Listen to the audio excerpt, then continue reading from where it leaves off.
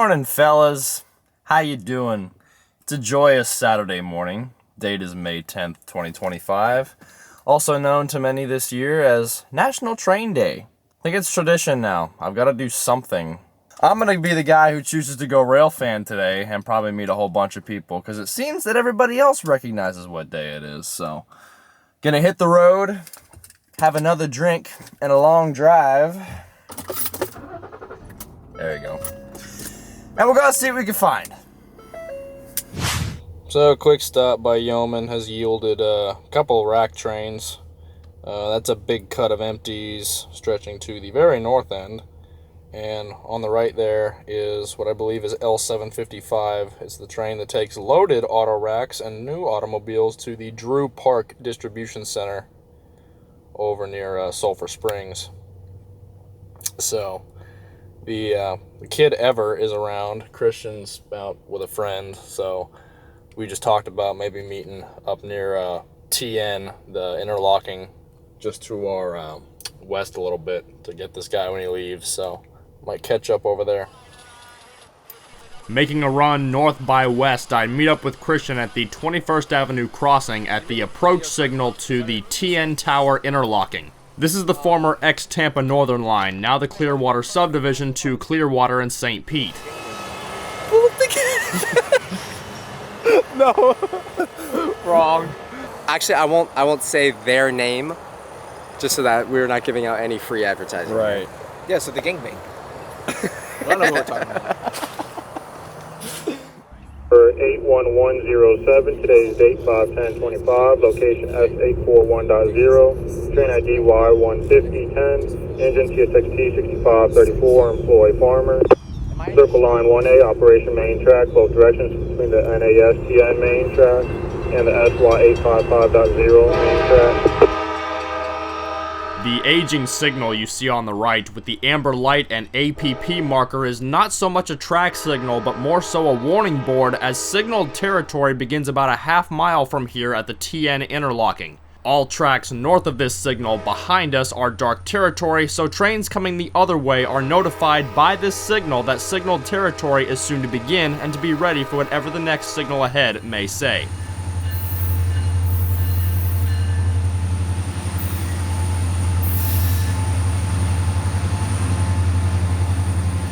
Being pulled by two of CSX's GP40-3 rebuilds, this oddball rack train is actually symboled Y150. The Y stands for yard job, and those trains, which can vary from terminal to terminal, only work within the immediate vicinity of whatever yard they originate from. Typically symboled L755, this Yeoman Yard to Drew Park auto rack job typically runs in the evening to overnight hours. But from what we could gather this day, the L755 did not run the night before, so their traffic mixed with the surplus of what came in that night is now running on this extra long rack job symboled Y150, running to Drew just after 10:30 a.m. We would then try and miserably fail at chasing the Y150 towards Drew Park, so Christian and I would part ways here as they were off to chase a Brooksville train back to Tampa. As for me, I took off for points eastward, towards Plant City and Lakeland. Alright guys, so we ditched that train over there on the Clearwater sub, and now I'm on my way east towards Lakeland. U778 is making a run back to Tampa. It's a daylight run of L778. They've picked up a dead loco at Winston, and they got a big train of rock headed for Tampa. This is the closest spot I can manage. Here he is now.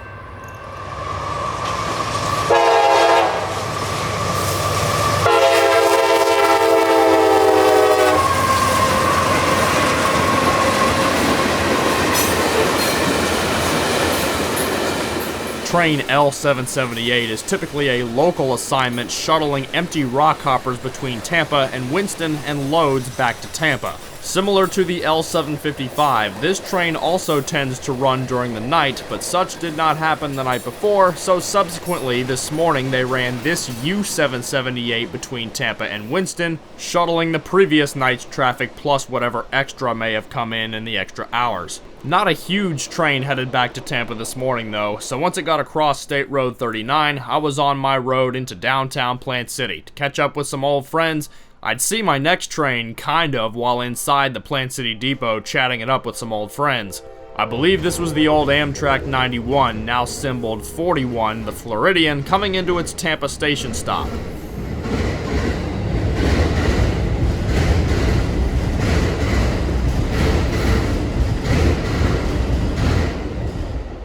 Amtrak certainly isn't one of the most interesting trains in this town, but it's definitely an experience to be inside this building with the rumble of that diamond as they scream by.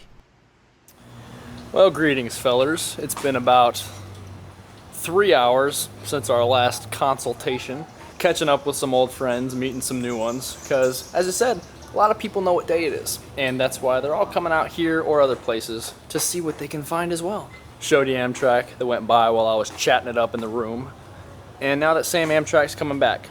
And after that, we've heard of a few things over in Lakeland that we're gonna try and take a stab at. So we'll get this passenger guy, and then we'll move on. For the first time in a good month or two, some rain would end up making an appearance today, right as the gates activated on Palmer Street for Amtrak 41.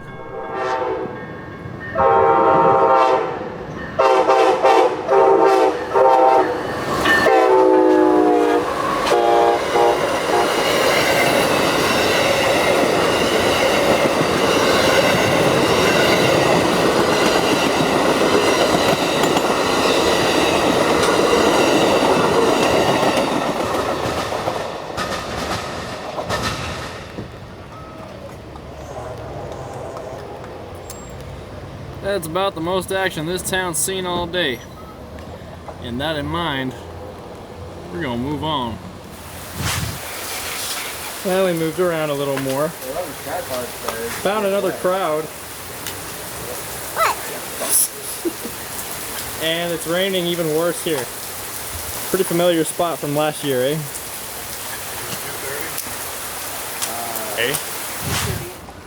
There's just a crowd everywhere you go. Hey Andrew, I don't even CSX decides to show up. 45. After meeting up with the initial crowd at Wabash Avenue, we all moved up the road to Lakeland Junction at the parking lot of the old daycare as train M453 was rounding the corner in their daily ritual of swapping crews here at the junction. 453 is the daily Waycross, Georgia to Miami manifest train, and while the rain had subsided, the clouds were still looming over Lakeland as the train came to a steady stop. Plenty of onlookers observed as the two crews swapped places, the old one taking their gear out and the new one getting aboard. The old crew's been on this train since roughly Baldwin, so they've had a good 8 to 10 hours on this train already. The next crew will take it all the way to Hialeah in Miami. The train won't make it there till nearly 8 or 9 o'clock tonight. I'll have a safe trip. As the 1940s safety videos say, off they go, hell-bent for trouble.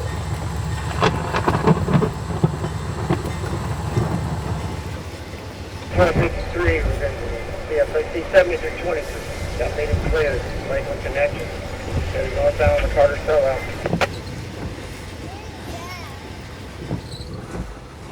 That's a fallen flag. Yep, it. Oddly enough. Fallen flags right there. It is. We got a fallen flag with a blank flag on the back of it. Bet you won't see them make a new one of those. You'll never see them make a new one of those again. Ever.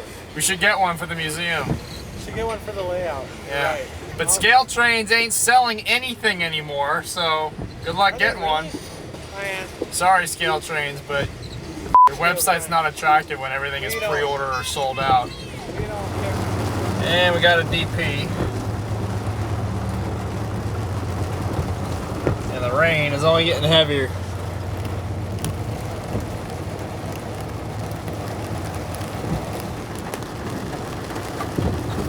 Yeah, they're moving good now.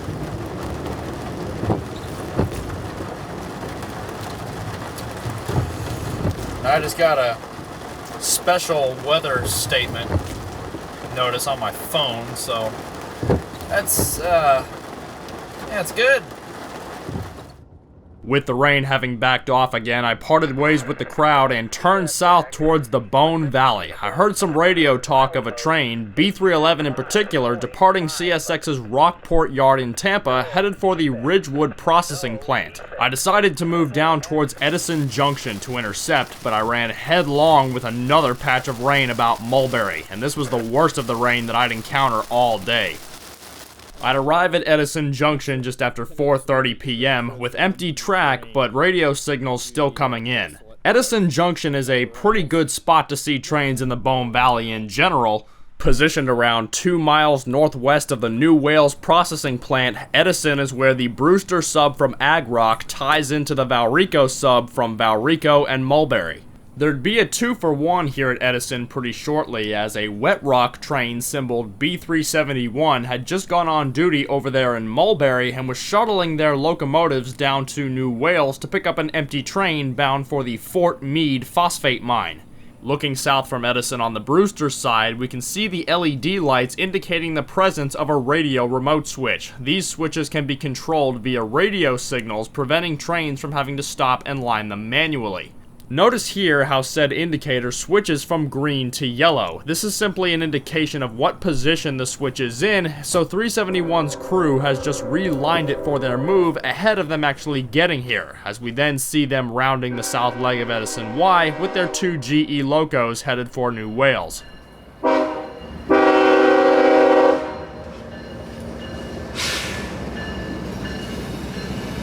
Thanks, calling New Wales. B371. Yeah, 371 here, get the empties over. Hey, how you doing, yeah, you got permission in, there should be a couple of sulfur tanks sitting right there at the bottom of 52. You're at me 52. If you could just put the sulfur tanks over to 53, brother. 371 spends around 45 minutes in the plant, sifting through all the empty cars to get their train ready to head to Fort Meade, so we'd move over to the previously seen Allen Road crossing to observe them on the return. Interesting is that this rail that you see installed on this south leg of Edison, I saw getting dropped here by a rail train back in January of 2023. Now that was quite a unique operation to see happen in the Bone Valley, and I have a whole video covering our day out with that train. I'll leave a link to it in the description, as I recommend giving it a look if you haven't done so already. But in the present day, that rail has now been in service here for close to 2 years, and it still holds strong as B371 rides over it, pulling their empty train out of New Wales.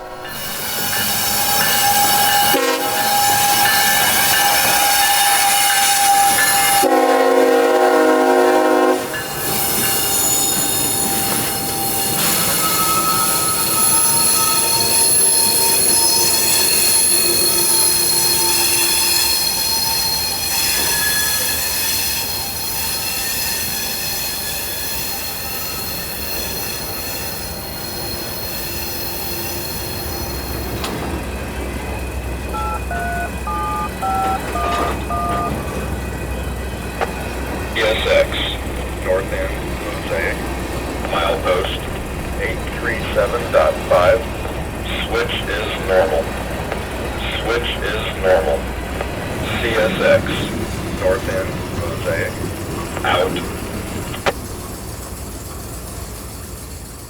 Now, you might be wondering at this point, where's the original train that we came down here for, that B311? Well, for about 5 minutes now, they've been waiting patiently now on the west side of Edison Junction at the North Welcome yard limits for 371 to get out of the way. The Bone Valley is almost all dark territory controlled by track warrants, so 371 currently has authority over the stretch of track that 311 needs to use. And only after they clear that section of track and release their authority back to dispatch can 311 then take over that authority and continue rolling. It'd only take about 10 minutes for 371 to clear the limits though, so before we knew it, 311 was back on the move with their empty dry rock train for Ridgewood. Issue number 81693, today's date 05-10-25, location SBC 835.0, Trinity B31110, engine at CSXT 7801, Lee on the copy, circling line 1A, operate the main track, south direction, from southwest Bjornland's main track, southwest INC main track.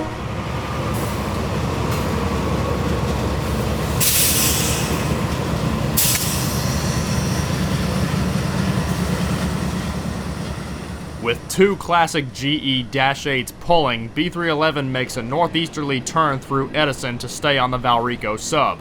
While the Valrico sub runs all the way over to Bartow and then down to the end of track in Bowling Green, 311 will only need 10 more miles east to Ridgewood. The road layout through this area of the Bone Valley meant that I got caught by B311 twice more before Mulberry.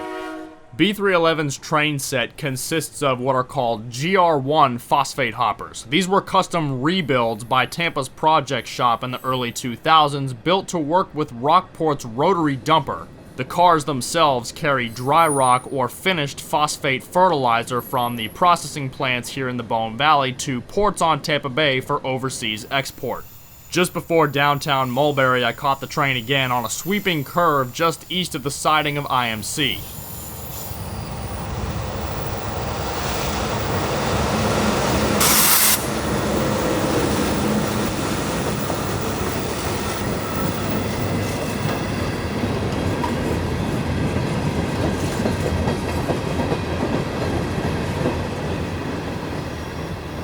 B311 slows to a crawl as they come into downtown Mulberry, as the speed limit across the Diamond over the Bone Valley subdivision at grade is 10 miles per hour.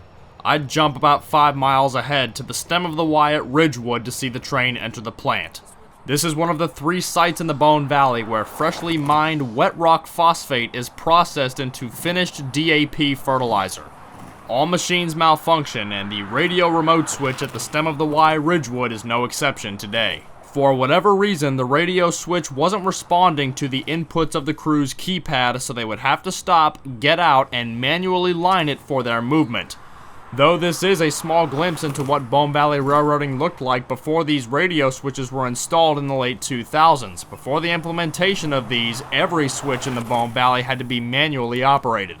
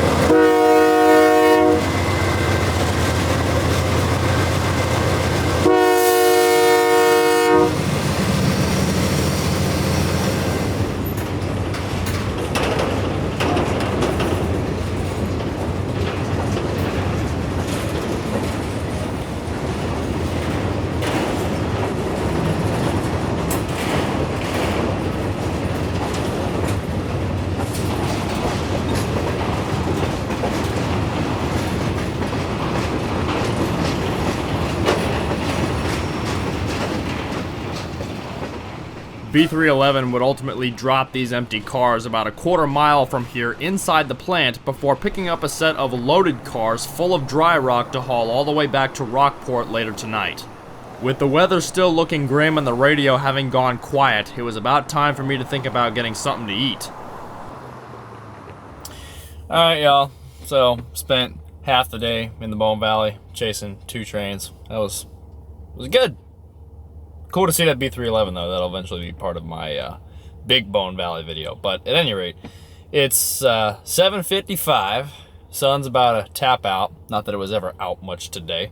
I haven't eaten all day, so I'm gonna go get Chili's and head on over to Plant City.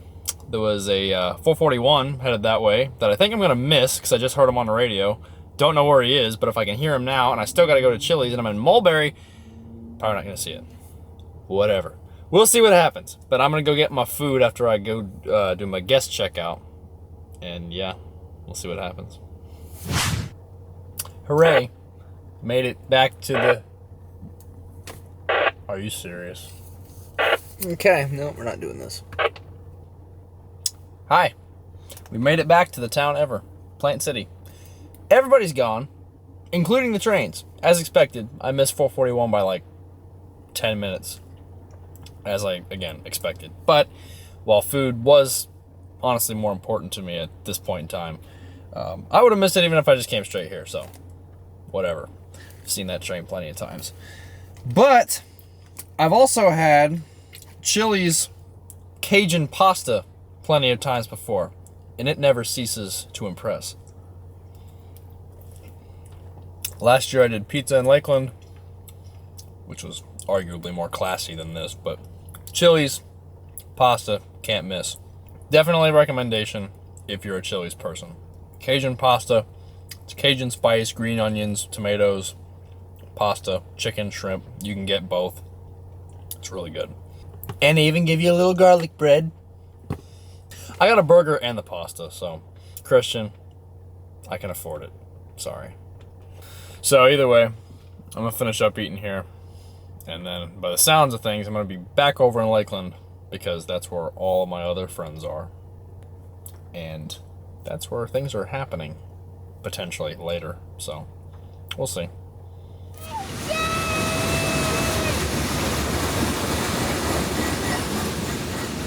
Back at the daycare at Lakeland Junction, I'd arrived to train M603 rolling through. This is a daily manifest train running from Waycross down to Winston Yard here in Lakeland. The train carries merchandise traffic for Lakeland as well as a lot of Bone Valley traffic, including molten sulfur and empty jumbo hoppers for phosphate. There wasn't a whole lot significant about what was to roll through the junction this night, so for the next hour and a half or so, we'd all just kind of stand around watching what came through and making a few jokes as the night went on. So as aforementioned, everybody is here, including the action. What's going on in here? Man, a few words until you meet him. That's And a his good kid. point. That's a really good point, actually. Take it from me.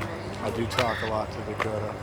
Dakota's pretty smart, though. I mean, he knows the deal. Stop. Yeah. Stop. Yeah. That choo-choo was 603. We out here balling for 603. Right. Winston's freight train coming from Waycross. Georgia. Correct.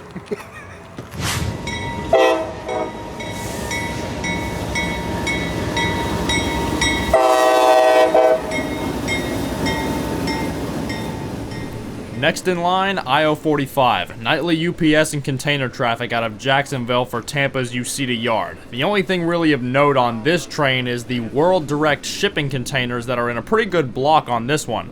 The World Direct shipping is a fairly new business coming into Port Manatee on the Palmetto subdivision, but these containers don't operate by rail between Tampa and the port. I've heard rumors that this may be a potential future prospect, but we won't know for sure until it happens. What a joyous train. I enjoyed that. What an idiot. I heard Dalton. They're all having fun over there. See if I can focus on that. See all them? They're all chilling. Weirdo?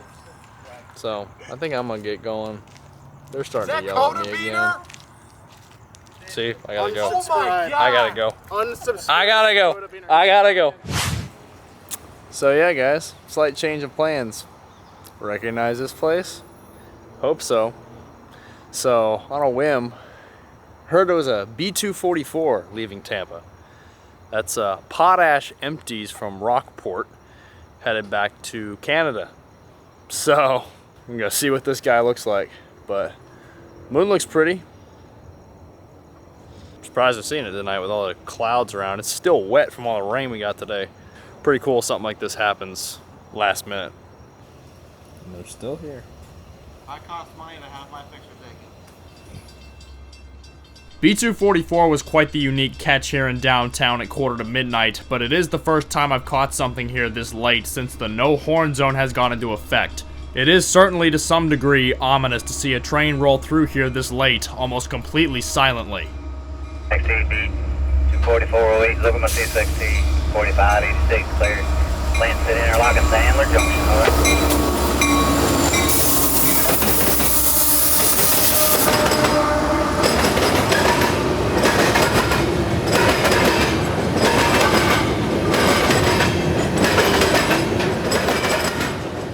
From what I understand, the potash that these trains carry down here from Canada is bound for a customer in the Caribbean that gets there via overseas export through Rockport in Tampa. Rockport in itself is simply a transloading yard where trains can transload their product to ship, So both Bone Valley dry rock trains and these potash trains call upon Rockport to transload commodities to ship for overseas export. What we're seeing now is the empty backhaul of cars from Rockport now returning to Canada for another load. Potash to some degree is another kind of fertilizer, so anywhere that is farming can deal in this stuff.